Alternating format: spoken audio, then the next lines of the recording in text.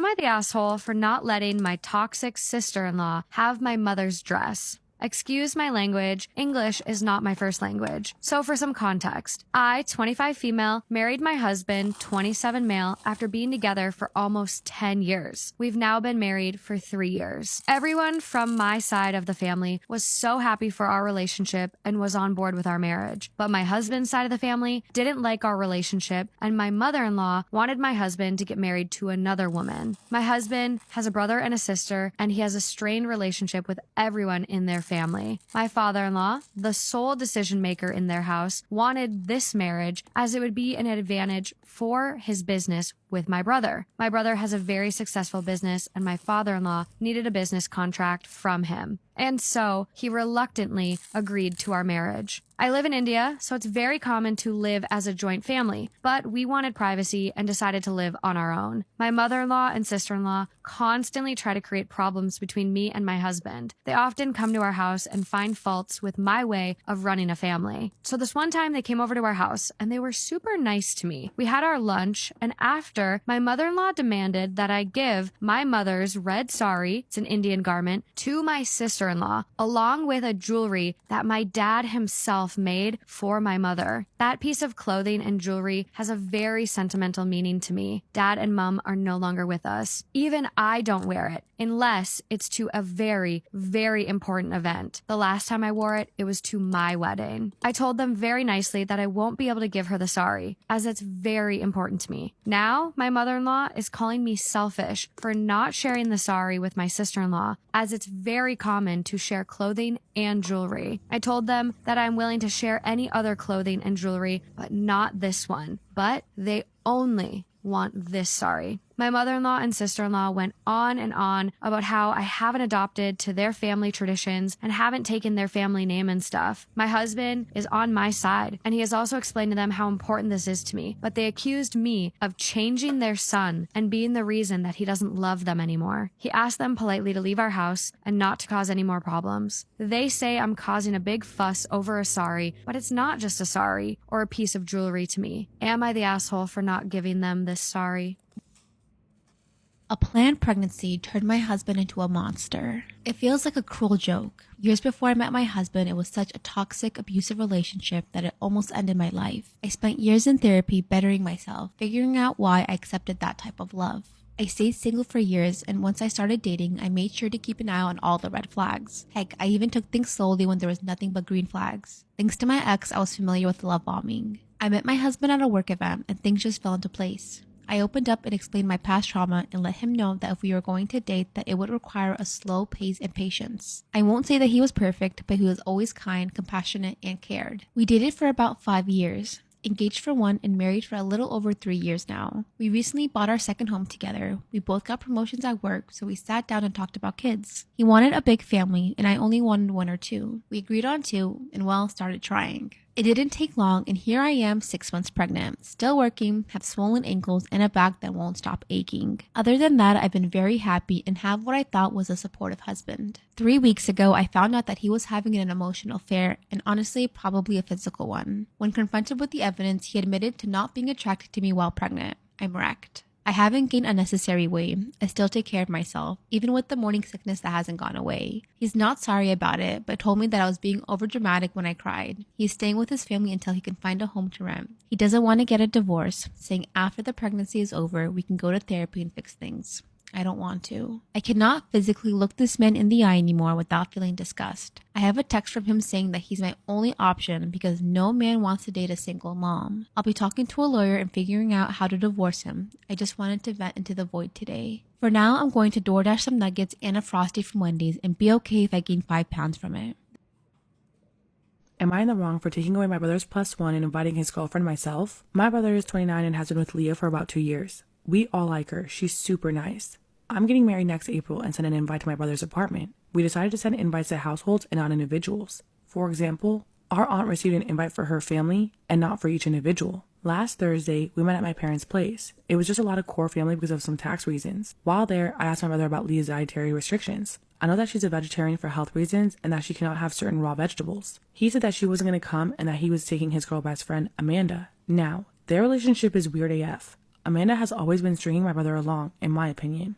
He always denies having feelings for her, but let's be real here. Amanda would date other guys, blow off my brother, then when things were on the decline with her partners, she would be attached to him again. Her last boyfriend broke up with her right around the time that my brother, his then ex-girlfriend Amanda, and her ex were supposed to go travel Spain. What did my idiot brother do? Go with Amanda alone because Amanda was uncomfortable with his ex-girlfriend. Obviously, he acted blindsided when his girlfriend broke up with him. I didn't say anything anymore because it's all so weird. So when he said that, I asked if Leah already had other plans. But my brother said that Amanda had asked if she could come because it would be an opportunity to finally see the old gang. We were in the same friend group in high school. I told him that I would have invited Amanda if I wanted her there. Amanda is mean and cold. She always makes disparaging comments about other girls. At every event, around 1 hour in, she'll make some sort of scene that either has her running away crying or sitting mad at a table telling everyone to leave her alone, and then making a cryptic comment about something hurting her. I told my brother that I was revoking his +1 and Amanda was not coming to our wedding. He accused me of being misogynistic and bigoted because I don't understand opposite sex friendships, which is BS. My husband has a female childhood friend who is his best woman. I love her too and she's been amazing, and she respects our effing boundaries. She always includes me and made a huge effort when I started dating my fiance to integrate me into the friend group. Anyway, I said my decision was final. He could take it or leave it, but I would be inviting Leah myself because I like her. He screamed at me and told me to keep it out of his business. I said to get rid of his weird effing feelings for Amanda. Now he's mad at me. My dad said this is none of our deal. My mom is furious with my brother. So, am I in the wrong? This one is a little bit special because it's a his side, her side from the Am I Overreacting subreddit. Am I overreacting for getting upset when my wife had another man in the delivery room? Last month, my 28 male wife, 25 female, called me in a frenzy, telling me that her water broke and that she was going into labor. This was incredibly shocking to both of us because she was still early on in the pregnancy.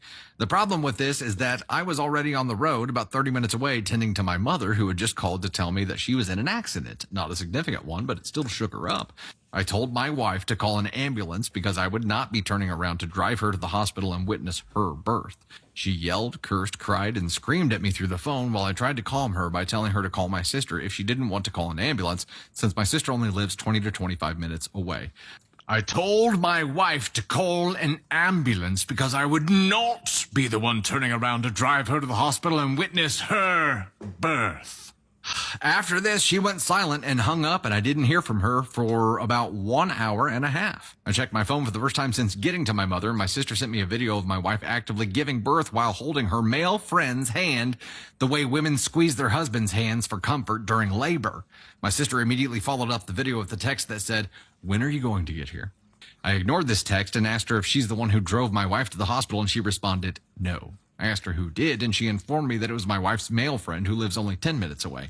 I ended up just asking my sister for the full story while I drove my mother back to her home since everything was sorted with the accident. Long story short, instead of calling my sister or an ambulance, my wife called her male friend that I've always disliked but never informed my wife.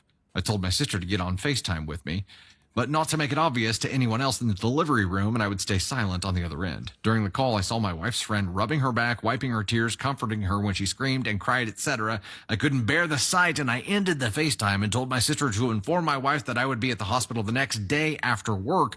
My sister called almost 2 hours later to tell me she left the hospital and that my wife would be staying the night. Well, the next day around 3 to 4 p.m., when I went over to the hospital to see my wife and newborn son, she was not trying to hide her anger and saltiness from anyone in the room. That included mostly my family and some of hers.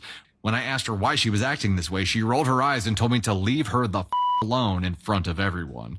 Later, when I tried to hold my son, she snatched him from my hands. In this hospital, visiting hours ended at 8, but all the guests, excluding me, left by 6. When we were left alone, I finally got the chance to have a conversation with her about why she's being so salty on a memorable day that should have been filled with love and joy. She responded by getting angry and mumbling something about my audacity to miss her birth and be surprised that she's angry. I'm not proud of this, but in response, I called her a cheater for inviting another man into the delivery room in place of her husband. This spiraled into a short, full-blown argument between us that eventually ended with a NICU nurse coming back with a baby. It's been a month since then, and my wife only refused to our son as her son, her baby, etc. I've tried to get closer to her by sitting down and trying to have a deep conversation about our family's future, and she flat out told me that she was never having another child with me after what happened, which deeply hurt me. Last week, I heard my wife on the phone talking about who would be godfathers and mothers to our son. She told whoever was on the other end of that she would be choosing the male friend as godfather because he was there for me when... This post is all over the place, but let me know if I overreacted in the argument when I saw her in the delivery room after she gave birth, or if anyone knows how to fix my marriage and family. I genuinely need advice. Sorry if the wording made it seem that way. I also didn't know the accident was minor until I arrived, and everyone suggesting we get a divorce doesn't know the meaning and dedication of marriage and family. Her side. I'm the wife from that post. A friend found it and sent it to me. Still don't get why he didn't post it on a burner account. Anyway, I decided to make an account to respond, clear some things up, and tell my side of the story as briefly as I can. Yes, I did call my husband to tell him that my water broke, and he did tell me that he wouldn't make it and to call an ambulance or his sister, who has called me a slur to my face before, so I don't know why he thought that would be a good idea. I did not call his sister because we don't get along, and I have a friend that lives closer to us. He ends up driving me to the hospital, and his sister pulls into the lot almost right after us. Don't know how she knew I was going, so now I'm in pain, scared, upset at my husband, and have someone I don't like with me during my most vulnerable moments. I was holding my male friend's hand because why wouldn't I be? Now, it was very obvious that sister-in-law was recording me in some way because she was basically isolating herself from everyone else in the room with her phone to her chest and pointed at me. I didn't think that she was on FaceTime with anyone. I just thought she was filming me, which is equally as weird as I'm not sure why I brushed it off or didn't ask about it when I was more stable. My husband did in fact show up the next day around 4 p.m. and tried to act like nothing happened, and I was very moody and rude to him, which was probably very immature of me. This later broke out into an argument after everyone left where he called me a cheater, and I also said some very nasty things. I have been isolating me and my son from him as much as I can and trying to be less dependent on him in some aspects. The reason for this is because I feel like I can't trust him to keep my son safe or change his diaper or pour my breast milk into a bottle and feed him or burp him or basically do anything for my son at all. It is true that my son and I are financially dependent on my husband, like he has stated before, and because of this fact, I cannot divorce him, not now at least, because I do not have any support system or family that lives near us to help me and my son. I am still in school. I know staying for the kids isn't healthy, but my family has recommended that I stay for the sake of my schooling and my son's happiness. My husband has stated many times that he apologized, but these, quote, apologies were just along the lines of, no, I am not sleeping with my male friend. We've been friends since second grade, and there's never been anything romantic or sexual between us. Please don't mind my spelling or grammar. English is not my first language, nor am I from an English-speaking country, and this was also rushed. Feel free to ask any questions because I tend to leave details out. This whole thing feels as unreal as it sounds, LOL. Also, a nurse never came back with the baby after the argument. That's not even how it works. Should I tell my best friend that my baby's dad might be her husband? Story time. So about 7 years ago, my best friend Amy and her husband Steve split up. They were heading for divorce. About the same time, me and my husband, then boyfriend Dave, split up too. I don't know if this adds anything to the story, but Dave was the one that called it quits in our situation. And again, when we split, we were done. We went on a break, we moved out, we changed all of our finances, we were split up. Because he split up with me, I did not see any chance of that relationship reconciling at all. I thought it was done. So when Steve started to show interest in me, I didn't bat that interest away, and we ended up becoming a situationship. It was never ever anything serious, it was just physical. And this situationship lasted like 9 months. And it all ended because he and Amy had decided to give it all another go. And then shortly after that, me and Dave reconciled as well. Like, dude, we're getting the band back together. 2 months later, I found out I was pregnant. Now listen, there may have been a little bit of a crossover between Dave and Steve, and it just felt a heck of a lot easier to let Dave think that he was the father. And also, we told Steve and Amy they were both really, really happy, and Steve never ever made any attempt to ask if he was the father. Amy still doesn't know that me and Steve got together, and Dave also doesn't know that me and Steve got together as well. So recently, me and Dave have been having some mad issues. He's been throwing around all sorts of accusations,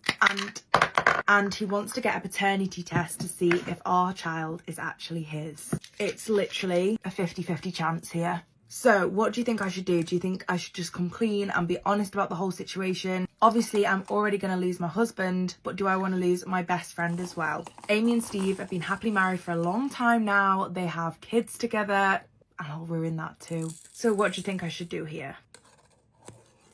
Am I the asshole for breaking up with my boyfriend of 4 years after my brother returned home from his military enlistment? I, 22 female, was in a relationship with my ex, 22 male, for 4 years, and I broke up with him last month. I am going to provide some context. My brother decided to enlist in the military after high school. We were always close because our parents were extremely toxic and controlling. However, as a consequence of our parents' toxicity, my brother had a rebellious side to him and would do anything our parents didn't want him to do, and he never listened to them. And so he decided to go the military route instead of pursuing a higher degree. I had a lot of serious discussions with him because I was really worried about him joining the military. I was worried about his physical safety and his emotional well-being. I had almost stopped him from enlisting, but he was determined on doing the exact opposite of what our parents have wanted him to do. And so he enlisted in the military, the Marine Corps specifically. I met my ex during my first year of college, and we started dating shortly after because we hit it off immediately. When we started dating, I made it clear to my ex that if we were still dating in 4 years, I would break up with him after my brother would return home from his military enlistment. The past 4 years, I was also in touch with my brother. Although communication with him was limited, especially after he was deployed abroad in South Korea. He was not having a great time, and it made me really anxious and nervous. I had a lot of sleepless nights and nightmares that something had happened to him. After 4 years, my ex and I were still dating, and over the last year, I reminded him multiple times that we would have to call it off after my brother came home. My ex, however, was becoming really sad and asked me to reconsider because he really loved me, but I told him no. I had already signed the lease for my new apartment, and I told my ex that I would move out when my brother came home. My brother safely returned home last month, and that was the happiest moment of my life. I had already packed up and shifted to a new apartment my brother and I would be living in. My ex, however, called me inconsiderate because I had destroyed his feelings and that he couldn't believe that I so easily broke up on a relationship of 4 years and that I didn't at all seem sad about it. Was I an asshole for stringing my ex along for 4 years when I had made it clear to him multiple times that this was a temporary thing? Am I the astronaut for telling her to stop spending $45 on burgers weekly? My male 42 sister-in-law 33 recently started selling burgers on Saturdays. She works a 9 to 5 Monday through Friday office job with a good salary, but she recently discovered she's pregnant with her ex's baby. He is no longer in the picture, so she is selling burgers for extra income. Now, every Saturday, my wife, 40, buys burgers for our family, 3 kids, 12, 10, and 8. My issue is that sister-in-law sells every burger for $9, so 5 burgers is $45. The burgers are tasty, don't get me wrong, but she is using my mother-in-law's recipe that my wife also knows, so I don't see why we would spend $45 weekly on burgers when my wife can make identical ones at home, and we would spend less money on ingredients. To be clear, technically, we can afford sister-in-law's burgers comfortably. I just don't see why we should when there are cheaper options. I tried to talk to my wife about it, and she said she mostly buys because she wants to support her sister. I told her it's not our job to support her sister. Besides, as I said, these burgers are tasty, and every weekend they are sold out in a couple of hours, so I don't think losing our 5 burgers would put a dent in her business. Yesterday, I told my wife again we shouldn't buy burgers, and she asked me why I cared if she was buying them from her money, not our money. I told her it's not about that. I just think it's sensible. I just don't think it's sensible to spend $45 every weekend on burgers when she already knows the recipe. She said she will be spending $36 then, because she won't be buying mine anymore if it bothered me so much. That's exactly what she did. She bought burgers for our kids and her and didn't buy one for me, which, okay. Anyway, I got a Big Mac for cheaper. So I thought we were okay, but she has been acting as if she is mad at me since yesterday. I fail to see why she's mad. Am I the astronaut? Story time about how I got raided by the feds. So this happened April 20th of 2022. And by I got raided, I mean me and my boyfriend got raided. And the investigation had been going on for a little under a year prior to April 20th, the day we got raided. They had been following us. They had trackers in his car and would show up at or follow us to our barber shop and everywhere we went pretty much that was stated in the indictment. Fast forward a few months later, we kind of knew we were already being followed by the DEA and things were getting weird. Fast forward to April 19th, which is the night before, we were hanging out and decided to take some edibles. Side note, there had been like vans outside of houses of people we knew, which we thought were the feds and turned out being them.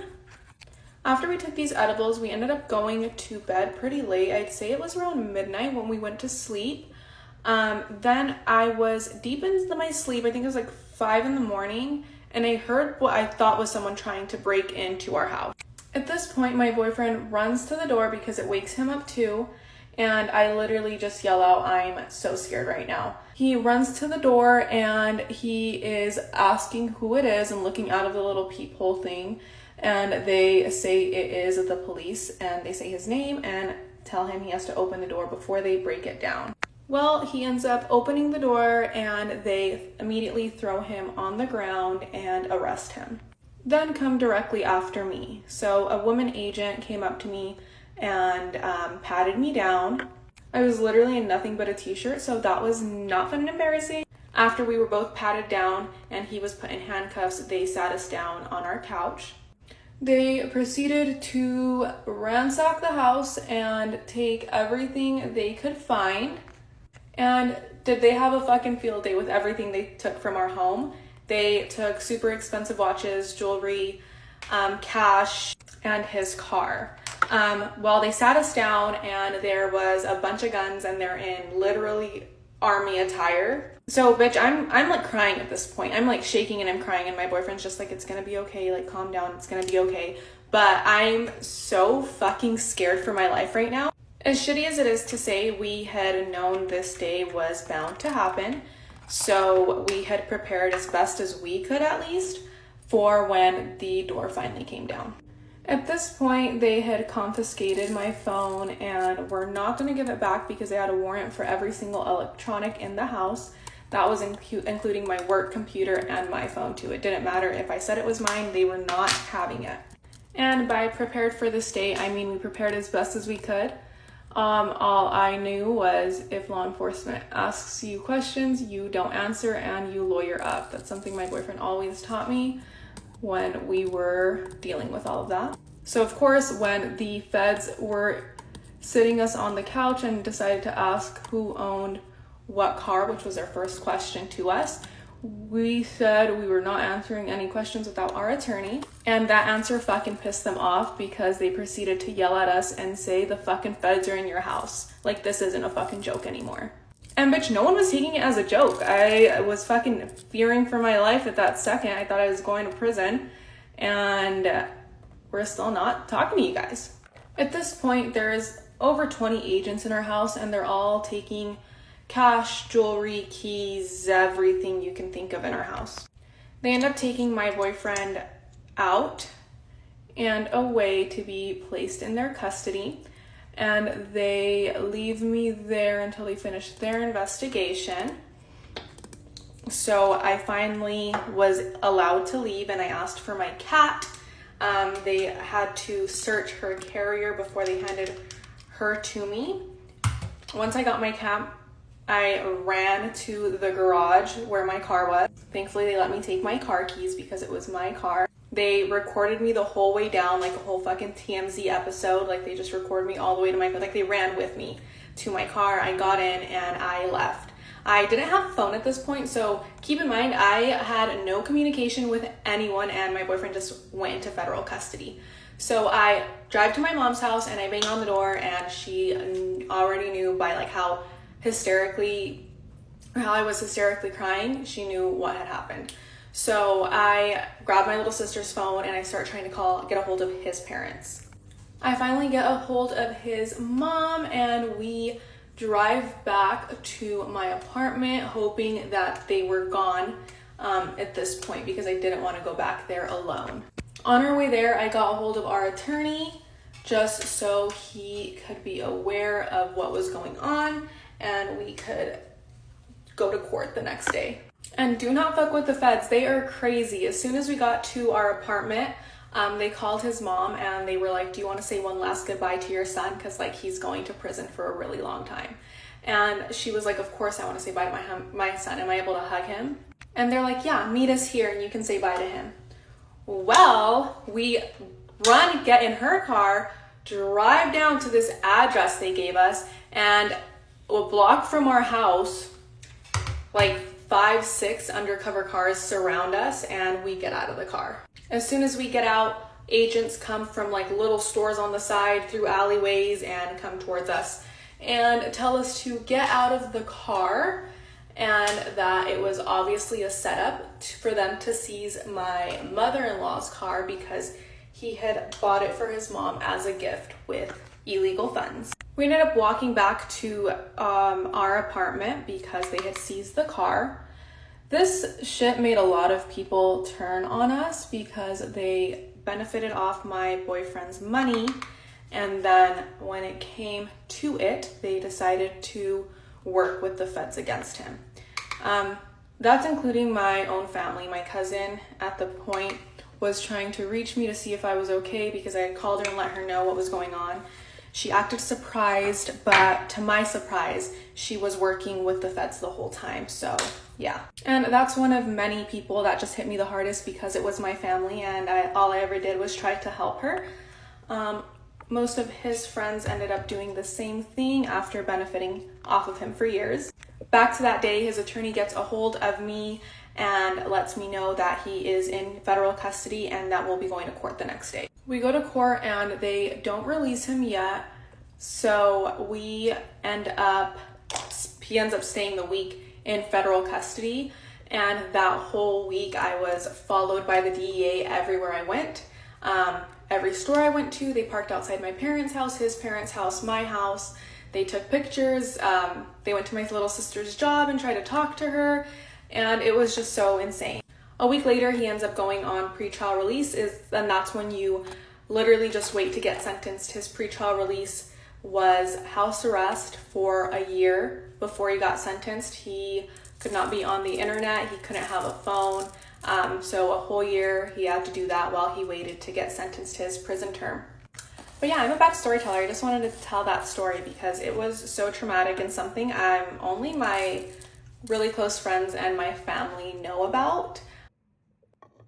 My wife died 11 months ago and our lives are better. Yes, I am a monster for saying this. Yes, we have a child together in the age range of 8 to 11. About 11 months ago, my wife was killed in an auto accident that was not her fault. I won't give specifics for fear of being identified. My wife's mental health had steadily declined over the past 6 years. She had become a compulsive shopper, hoarder, depression, anxiety, verbally abusive to me, and gaslighting. This was not who I dated and married. Yes, I still loved her. When her mental health was great, best family unit in the world. But when she spiraled, it was just nasty the way she would treat us. She was in therapy and she had medication. She was diagnosed as bipolar. We discovered suppressed childhood trauma in a therapy session. Not sexual abuse, but shitty parents. Recalling lack of food but money for smokes. Living in a hotel for nearly a year. No Christmas presents. Parents fighting physically in front of her, etc. She had suppressed this and recreated different memories. The last 4 years were hell, never knowing how she would be in the morning, seeing her become hostile over me sneezing too loud or our daughter flushing the toilet during her shows. I felt like a prisoner and my child did her best to understand mommy's brain doesn't work right. When I got the call that I needed to come to the hospital, I honestly thought she tried to commit suicide and was hoping she did. When I got to the hospital, time froze. The doctor and a nurse brought me into a room. They said she died of blunt force trauma. I cried, but it was a cry of relief. When my mom brought my daughter home, she cried too, but I think for the same reason as I cried. Today, I'm in a better place and so is my child. We have dinners with no yelling. We visit family and friends without getting texts accusing me of cheating. My child is not getting yelled at for not understanding her homework. Hell, she still gives me a hug and kiss when I drop her off at school. I have exited therapy. However, my daughter said she still wants to go, so she does. My daughter wants to know about her mom before her mental health issues, and that is how she will be remembered. She was given a proper burial, buried next to her grandpa. We visit the grave about once a week. We got a decent settlement for the accident, paid off our home. I put the rest in trust for when the kid turns 18. I recently started dating a friend. It's so weird. I'm not used to normal dates or having another adult ask me how my day was. She made me breakfast and I forgot what it was like to have someone care for me. Oh,